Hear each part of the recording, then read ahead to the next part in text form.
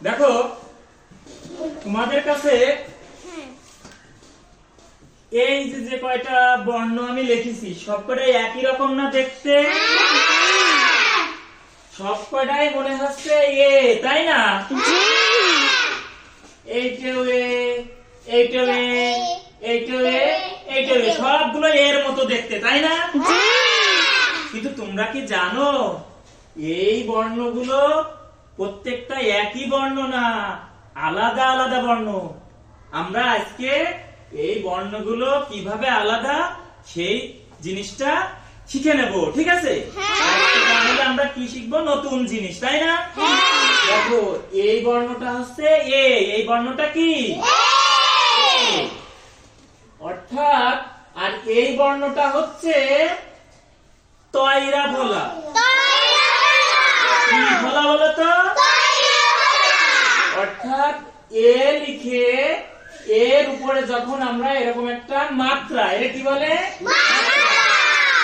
এ লিখে এরপরে যদি আমরা মাত্রা দিই তখন সেটা কি হয়ে যাবে? তয়রা ফলা হয়ে যাবে। Thank you. আর এইবার এই যে তয়রা ফলা লিখলাম সেইটা লিখে যদি এই জায়গায় কর মতো এরকম একটা মুড়া দিই তখন এইটা হয়ে যাবে কয়রা। কি হয়ে যাবে বলো তো? আর দেখো এইটা তো তয়রা ফলা ছিল, তাই না? এইটা আর এইটা দেখো তো একই রকম নাই, একই রকম, কিন্তু এই জায়গা দেখো এরকম একটা আছে, তাই না? এইটা এইভাবে আছে আর এইটা উল্টা দিকে আছে, তাই আছে না? হ্যাঁ, এইটা হচ্ছে তয়রা আর এই যে রস্যুকার, তয়রা ফলা রস্যু, তয়রা ফলা রস্যু। তাহলে আমরা এইগুলো দিয়ে একটি শব্দ বানাই। দেখো যেরকম এতে এ রস্যই কি আই,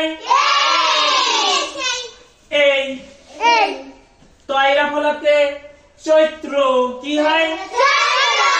চৈত্র। আর কয়রা ফলাতে কি হয়? বিক্রয়। কি হয়?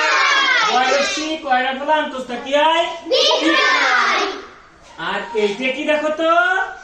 তয়রা ফলা রস্যু। তাহলে তালবস্যা কি হয়? শত্রু। আচ্ছা তোমাদের আর কি কখনো ভুল হবে না? হ্যাঁ, মরিয়াম দাঁড়াও তো, বলো তো এইটা কি? হ্যাঁ, সবাই একটু জোরে তালি দাও। সুন্দর, থ্যাংক ইউ মরিয়াম। হয়েছে, বসো।